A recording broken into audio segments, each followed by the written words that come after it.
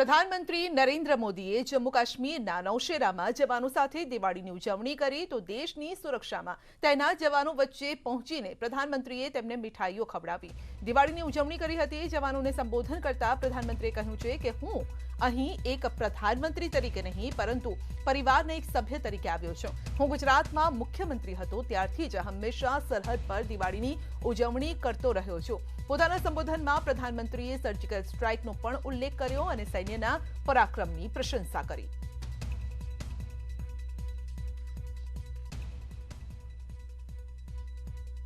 તો પ્રધાનમંત્રી મોદીની જવાનો સાથે દિવાળીની ઉજવણી તો જ્યારે પણ પ્રધાનમંત્રીને મોકો મળ્યો છે જવાનો સાથે તેઓ દિવાળીની ઉજવણી કરતા હોય છે। તો જવાનોનું મોં મીઠું કરાવ્યું હતું પીએમ નરેન્દ્ર મોદીએ અને અહીં તેમણે એક ખાસ વાત કરી હતી।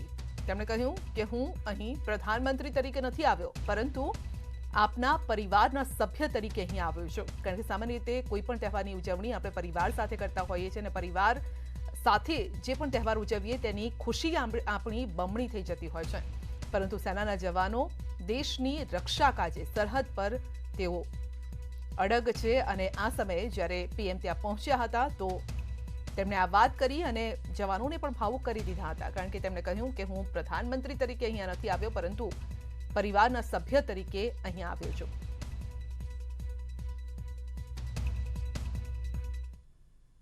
ऐसा माना जाता है कि पांडवों ने भी अज्ञातवास के दौरान अपना कुछ समय इसी क्षेत्र में व्यतीत किया था।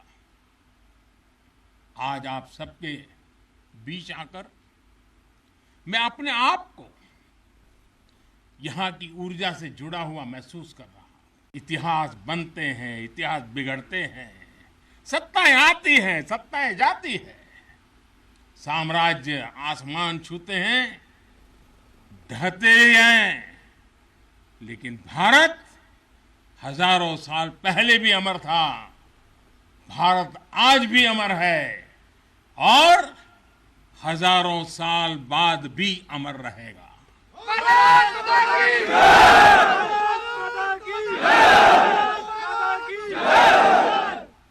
हम राष्ट्र को शासन, सत्ता और साम्राज्य के रूप में नहीं देखते।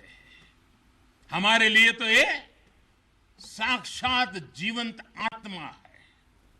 इसकी रक्षा हमारे लिए केवल भौगोलिक रेखाओं की रक्षा भर नहीं है, हमारे लिए राष्ट्र रक्षा का अर्थ है इस राष्ट्रीय जीवंतता की रक्षा, राष्ट्रीय एकता की रक्षा और राष्ट्रीय अखंडता की रक्षा। लंका विजय करने के बाद भगवान राम जब अयोध्या लौटे थे तो यही उद्घोष करके लौटे थे, अपि स्वर्णमयी लंका न मे लक्ष्मण रोचते, जननी जन्मभूमिश्च स्वर्गादपि गरीयसी।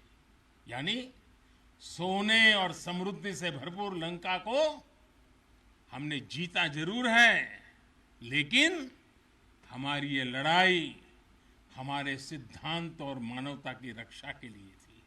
हमारे लिए तो हमारी जन्मभूमि ही हमारी है, हमें वहीं लौटकर उसी के लिए जीना है। देश के अन्य हिस्सों में बड़ी संख्या में लोग आज दिवाली का जब दूसरा दिन होता है तो नववर्ष की भी शुरुआत करते हैं और हमारे यहाँ तो हिसाब किताब भी दिवाली से पूरा होता है और दिवाली के दूसरे दिन से शुरू होता है। खास करके गुजरात में कल नया साल होता है। तो मैं आज नौशेरा की इस वीर भूमि से गुजरात के लोगों को भी और जहाँ जहाँ नववर्ष मनाते हैं उन सबको भी अनेक अनेक मंगल कामनाएं उनके लिए देता हूँ। नारी शक्ति को नए और समर्थ भारत की शक्ति बनाने का गंभीर प्रयास बीते 7 सालों में हर सेक्टर में किया जा रहा है। देश की रक्षा के क्षेत्र में भी भारत की बेटियों की भागीदारी अब नई बुलंदी की तरफ बढ़ रही है। नेवी और एयरफोर्स में अग्रिम मोर्चों पर तैनाती के बाद अब आर्मी में भी महिलाओं की भूमिका का विस्तार हो रहा है। मिलिट्री पुलिस के द्वारा बेटियों के लिए खोलने के बाद अब महिला अफसरों को परमानेंट कमीशन देना इसी भागीदारी के विस्तार का ही हिस्सा है। अब बेटियों के लिए नेशनल डिफेंस एकेडमी, राष्ट्रीय मिलिट्री स्कूल और राष्ट्रीय इंडियन मिलिट्री कॉलेज जैसे देश के प्रीमियर मिलिट्री संस्थानों के दरवाजे खोले जा रहे हैं। કુમકુમ સ્વામિનારાયણ મંદિરમાં આજે ચોપડા પૂજન કરવામાં આવ્યું। સવારે વેપારીઓ દ્વારા પરંપરાગત ચોપડા પૂજન કરવામાં આવ્યું। આધુનિક યુગ પ્રમાણે લેપટોપનું પણ પૂજન કરાયું હતું। મંદિર દ્વારા 6 ફૂટ લંબાઈ અને 3 ફૂટ પહોળાઈ ધરાવતો ચોપડો તૈયાર કરવામાં આવ્યો। આધ્યાત્મિક માર્ગ જમા ઉધારની વિગતો વિશાળ ચોપડામાં મૂકવામાં આવી।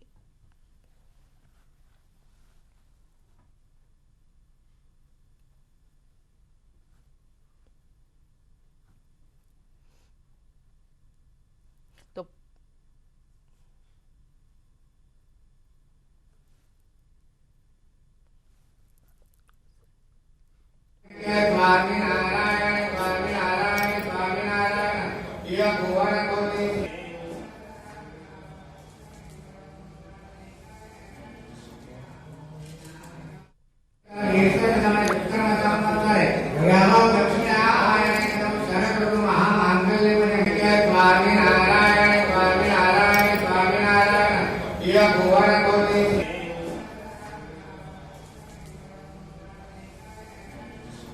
પેટ્રોલ ડીઝલ પરનો ટેક્સ હજુ ઘટાડવામાં આવે તેવી માંગ કોંગ્રેસે કરી છે। કોંગ્રેસ પ્રદેશ પ્રમુખ અમિત ચાવડાએ પ્રહાર કરતા કહ્યું છે કે 5 રાજ્યની ચૂંટણી અને લોકોનો આક્રોશ જોયા બાદ સરકારે ટેક્સમાં ઘટાડો કર્યો છે। ચૂંટણીઓમાં પરાજય દેખાયો, લોકોનો આક્રોશ જોઈ અને આવનારા સમયમાં 5 રાજ્યોની ચૂંટણીઓમાં પરાજય સ્પષ્ટ દેખાઈ રહ્યો છે। એના કારણે લોકોને ભ્રમિત કરવા માટે, લોકોની સહાનુભૂતિ મેળવવા માટે થોડો ભાવ ઘટાડો કરવા માટે ટેક્સમાં રાહત આપી છે। અત્યારે લોકો તકલીફમાં છે, રાહતની જરૂરિયાત છે, ત્યારે હજુ પણ ટેક્સમાં ઘટાડો કરવામાં આવે અને કાયમી નિવારણ માટે પેટ્રોલિયમ પ્રોડક્ટ્સને જીએસટીમાં સમાવેશ કરવામાં આવે। ભાવનગરથી સમાચાર છે। સરિતા સોસાયટીમાં મહિલાની હત્યા કરાઈ છે તો ભાવનગરના પતિએ જ ભાવનગરમાં પત્નીની હત્યા કરી છે। ભાવનગર સરિતા સોસાયટીમાં પરિણીત મહિલાની હત્યા કરાઈ છે। પરિણીત મહિલાની તેના જ પતિએ હત્યા કરી છે। 1.5 મહિનાથી યુવતી પતિના ત્રાસથી પોતાના માવતરના ઘરે રીસામણે આવી હતી અને પતિએ તેના મિત્રો સાથે રહી અને પત્નીની હત્યા કરી। તીક્ષ્ણ હથિયારના ઘા ઝીંકી મોતને ઘાટ ઉતારી છે। એલસીબી સહિત બોરતળાવ પોલીસ પણ ત્યાં પહોંચી અને તપાસ હાથ ધરી છે।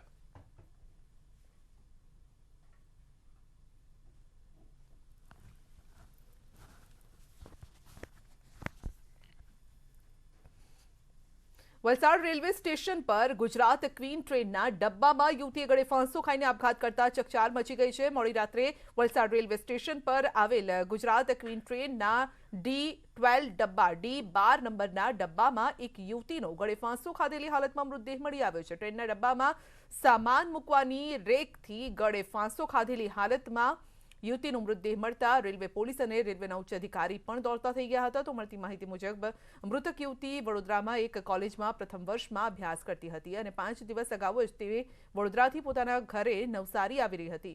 તો મોડી રાત્રે નવસારી બાજુથી વલસાડ તરફ આવેલી ગુજરાત ક્વીન D12 નંબરના ડબ્બામાં તેણે ગળે ફાંસો ખાધેલી હાલતમાં મૃતદેહ મળી આવતા પરિવારમાં પણ શોક છે।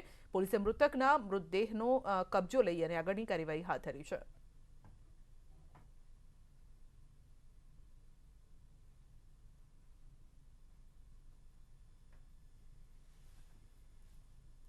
અરવલ્લીમાં અકસ્માતમાં 3ના મોત થયા છે। ધનસુરાના રહિયોલ નજીક કાર અને ટેમ્પા વચ્ચે અકસ્માત થયો હતો। કારમાં સવાર 3ના મોત થયા છે। 2 ઘાયલ છે। 3 મોબાઈલ ફોન અને 50,000 રોકડ સ્થાનિકોએ પોલીસને આપ્યા। મૃતકોને પીએમ માટે ધનસુરા સામૂહિક આરોગ્ય કેન્દ્ર ખાતે લઈ જવાયા છે। ઘાયલોને સારવાર માટે મોડાસા ખાતે ખસેડાયા છે। ધનસુરા પોલીસે ઘટના સ્થળે પહોંચી અને તપાસ શરૂ કરી છે।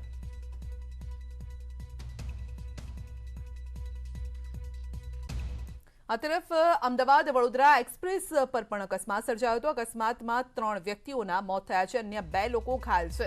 વડોદરાથી અમદાવાદ તરફ જઈ રહી કાર દૂધના ટેન્કર પાછળ ઘૂસી ગઈ હતી। અકસ્માત સર્જાયો અમદાવાદથી 7 કિલોમીટર દૂર વાંચ ગામ પાસે આ ઘટના બની હતી। ઘાયલોને હાલ અમદાવાદ એલજી હોસ્પિટલમાં ખસેડવામાં આવ્યા છે। અકસ્માતની જાણ થતાં તુરત જ એક્સપ્રેસ હાઈવે પેટ્રોલિંગની ટીમ પણ ઘટનાસ્થળે પહોંચી।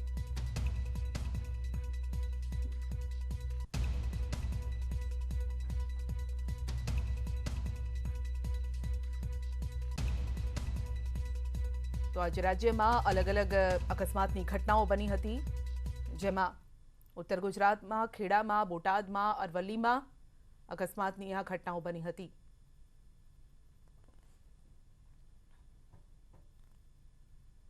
ડોલરની અદલા બદલી કરતા હોય તો ચેતી જજો। વડોદરાથી એક ચોંકાવનારો કિસ્સો સામે આવ્યો છે। અમદાવાદના વેપારીને કસ્ટમ અધિકારી તરીકેની ઓળખ આપી અને 30 લાખ પડાવી લેવાની ઘટના સામે આવી છે। વેપારીને વડોદરા હોટેલમાં બોલાવ્યા બાદ ઠગ ટોળકીએ બ્લેક ડોલરને અસલી ડોલર બનાવવાનું કહી અને વેપારીની નજર ચૂકવી અને અસલી ડોલર બદલી નાખવાની તરકીબ આચરી હતી। વેપારી પાસેથી 30 લાખ પડાવી લીધા હતા અને વેપારીએ પોલીસ ફરિયાદ કરતા પોલીસ તપાસમાં ઘટસ્ફોટ થયો। કસ્ટમ અધિકારી બનેલા મુંબઈના પનવેલના શાહિદે સોશિયલ મીડિયા પર નાઇજીરિયન ગેંગના video black dollar the big scam નામનો વિડીયો જોયો હતો અને ત્યારબાદ તેણે તેના મિત્ર ભરત ગડાના આ પ્રકારે સ્કેમ થઈ શકે છે તેવી જાણ કરી હતી। ત્યારબાદ ભાવનગરના સ્વામિનારાયણ મંદિરના પૂજારી વિજય ભગતે વેપારીને ભરત ગીડા પાસે મોકલતા ટોળકી ઠગવા માટે સક્રિય થઈ હતી અને આ ઘટનામાં 3 આરોપીને ક્રાઇમ બ્રાન્ચે ઝડપી પાડ્યા છે। होटल में प्लान बनाया था और उसका 30 लाख रुपया लिया गया था। बाद में उनको प्रोसेस के लिए दूसरे दिन बुलाया था, तब इसको बताया कि तुम जो केमिकल का जो प्रोसेस है इसका 4 लाख और होंगे। तो उसको ऐसा लगा कि ये केमिकल के बारे में 4 लाख रुपये मांग रहे हैं तो हमारे साथ कुछ चीटिंग हो रहा है। तो उन्होंने पुलिस में आके कंप्लेंट किया है और हम लोगों के पास आके बताया था कि ऐसा ऐसा हो रहा है। तो हमने इसका एक ट्रैप रखा था और इसमें जो 4 मुजरिम पकड़ा गए हैं। તાપીના ઉચ્છલ તાલુકાના ઉકાઈ જળાશયના કિનારે વસેલ જૂનું વડગામનો અદ્ભુત નજારો છે। જો કે રમણીય દ્રશ્ય પાછળની કહાની ખેડૂતો માટે દુઃખભરી છે। 1000ની વસ્તી ધરાવતા વડગામમાં ઉકાઈ જળાશય જાણે અભિશાપરૂપ સાબિત થઈ રહ્યું છે। વર્ષ 2010-11માં તાપી જિલ્લાના ઉચ્છલ ગામના ઉકાઈ અસરગ્રસ્તો ખેડૂતોને જમીનની સનતો આપવામાં આવી હતી। જો કે આજ દિન સુધી આ ખેડૂતોને 7/12ની નકલ આપવામાં ન આવતા અનેક લાભોથી ખેડૂતો વંચિત રહ્યા છે। ઉકાઈ જળાશયમાં પાણી વધવાને કારણે સામાન્ય રીતે કિનારે વસતા ખેડૂતોને ઘણું નુકસાન વેઠવું પડે છે। તેમ છતાં આ લોકો કોઈને કહી શકતા નથી અને દર વર્ષે નુકસાન સહેવું જાણે ખેડૂતોની આદત બની ગઈ છે। સમસ્યા તો બહુ બધી છે સાહેબ। હવે લગભગ 2011થી સનતો આપ્યા છે। અમુક પાછો 1 વર્ષ થઈ જશે ત્યારે મળ્યું ને પછી હજુ સુધી કઈ 7/12ની નકલ નથી મળતી। ઉકાઈ જળાશયમાં પાણી વધવાને કારણે ફક્ત ખેતીના પાકને તો નુકસાન થાય જ છે, પરંતુ જળાશયનું પાણી સ્થાનિક વિસ્તારમાં આવેલા બોરવેલ સહિતના જળ સ્ત્રોતમાં ભળી જતા લોકોના આરોગ્યને પણ હાનિ પહોંચી રહી છે અને લોકો તાવ, ખાંસી જેવી બીમારીનો ભોગ બની રહ્યા છે। દાખલા તરીકે 4 ઘર વચ્ચે એક બોર જેવી સેફટી તો કરેલ જ છે, પણ પીવાની પાણી એટલે ચોખ્ખું પાણી મળતું નથી। પરિણામે અહીંયા સ્વાસ્થ્યના લોકો શિકાર બને છે। ઉકાઈ ડેમમાં 345 ફૂટ સુધી પાણી ભરાતા ઉચ્છલ, નીઝર અને કુકરમુંડા તાલુકામાં જળાશયના કિનારે વસતા અને જળાશયની આસપાસ ખેતી કરતા ખેડૂતોને દર વર્ષે ભારે નુકસાની વેઠવી પડે છે। આટલું પાણી બધું ભરાઈ ગયું છે ને નુકસાન છે અને બીજી ખેતી આપવામાં આવી નથી મને। દર વર્ષે ચોમાસામાં ઉકાઈ જળાશયમાં પાણીનો વધારો થતા ખેતરોમાં પાણી ભરાવવાથી ખેડૂતોને કમર જેટલા પાણીમાં તૈયાર થયેલો પાક ઉતારવાની નોબત આવે છે। તેમજ મોટા ભાગના ખેડૂતોનો સંપૂર્ણપણે પાક ડૂબી જતા અસરગ્રસ્ત આદિવાસી ખેડૂતોની મહેનત પાણીમાં જાય છે। સાથે જ ખેડૂતોએ પોતાની વ્યથા ઠાલવતા કહ્યું કે અહીં કોઈ સહાય ચૂકવાતી નથી। હાલમાં સમગ્ર મામલે સ્થાનિક તંત્ર ખેડૂતોની વહારે આવે તો ખેડૂતોની સ્થિતિ સુધરી શકે તેમ છે। આગળ વધીએ તો સફળતાની કોઈ કહાની એક દિવસમાં નથી બનતી, પરંતુ ઈમાનદારી, ધગશ અને સાચો સંઘર્ષ હોય તો સફળતાની કહાની એક દિવસ પૂરી જરૂર થાય છે. દેશમાં શ્વેત ક્રાંતિ એટલે કે દૂધ ક્રાંતિ લાવનાર અમૂલની સફર ગુજરાતના ફક્ત 2 ગામડાથી શરૂ થઈ હતી. 75 વર્ષનું થઈ ગયેલું અમૂલ પણ સમગ્ર દેશ સાથે આઝાદીના અમૃત મહોત્સવની ખુશી મનાવી રહ્યું છે. અને આવો તમને મળાવીએ અમૂલની સફળતાના સુનેરી ઇતિહાસ સાથે.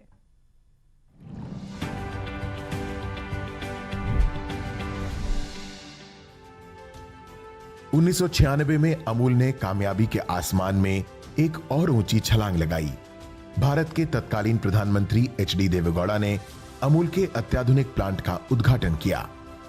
इस प्लांट के शुरू होने के बाद अमूल के विभिन्न डेयरी प्रोडक्ट्स ने बाजार में अपनी पकड़ मजबूत कर ली. अमूल का नाम और उसके प्रोडक्ट्स का स्वाद हर भारतीय की जुबान पर चढ़ गया, तो इस कामयाबी में लगन और सच्ची निष्ठा का ही हाथ है.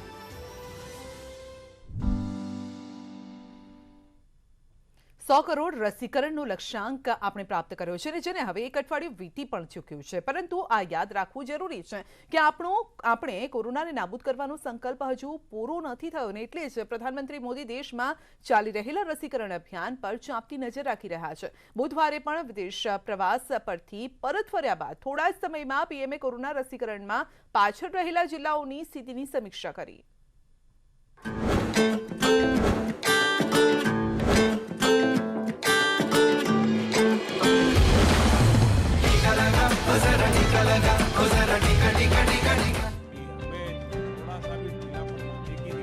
प्रधानमंत्री नरेंद्र मोदी ने बुधवार को देश के उन जिलाधिकारियों के साथ समीक्षा बैठक की जिनके जिले में कोविड-19 टीकाकरण की रफ्तार धीमी है. पीएम की इस समीक्षा बैठक में खास तौर पर उन जिलों को शामिल किया गया जहां कोरोना टीका के पहले डोज की कवरेज 50% से कम और दूसरे डोज की इससे भी कम है. इस वर्चुअल बैठक में पीएम मोदी ने अधिकारियों को हर घर दस्तक का मंत्र दिया और कहा कि आपको हर घर पहुंचना है और लोगों का टीकाकरण करना है. हर घर दस्तक, इसी मंत्र के साथ हर उस घर में दस्तक दी जाएगी जहां अभी तक दोनों टीके का संपूर्ण सुरक्षा कवच नहीं मिला. आपको बता दें कि देश में इस वक्त झारखंड, मणिपुर, नागालैंड, अरुणाचल प्रदेश, महाराष्ट्र और मेघालय समेत दूसरे राज्यों में 40 से ज्यादा ऐसे जिले हैं जहां कोविड-19 वैक्सीनेशन की रफ्तार बेहद धीमी है. और इसी को रफ्तार देने के लिए पीएम ने उन राज्यों के मुख्यमंत्री समेत जिलाधिकारियों के साथ बैठक की और उन्हें टीकाकरण की रफ्तार बढ़ाने के टिप्स दिए और 100% टीकाकरण का लक्ष्य हासिल करने के लिए स्वस्थ प्रतिस्पर्धा का सुझाव दिया. टीकाकरण से जुड़े कम्युनिकेशन को जितना हम सरल रूप में करेंगे, स्थानीय भाषा बोलियों में करेंगे, इतने बेहतर परिणाम आएंगे. स्वास्थ्य मंत्रालय के आंकड़े बताते हैं कि अब तक देश में 78% आबादी को कोविड वैक्सीन की पहली डोज दी जा चुकी है, जबकि 35% आबादी को वैक्सीन की दूसरी डोज भी लगाई जा चुकी है. लेकिन एक तरफ कुछ राज्यों में जहां वैक्सीनेशन की रफ्तार अच्छी है, तो दूसरी तरफ कुछ राज्यों के कुछ जिलों में वैक्सीनेशन की रफ्तार बेहद सुस्त है, जिसे लेकर सरकार बेहद गंभीर है. बहरहाल उम्मीद है पीएम मोदी की सलाह का असर टीकाकरण अभियान में पिछड़े जिलों के अधिकारियों पर पड़ेगा और कोरोना की तीसरी लहर का कहर टूटने से पहले भारत 100% टीकाकरण के लक्ष्य को हासिल कर लेगा. Bureau report, news 18 network.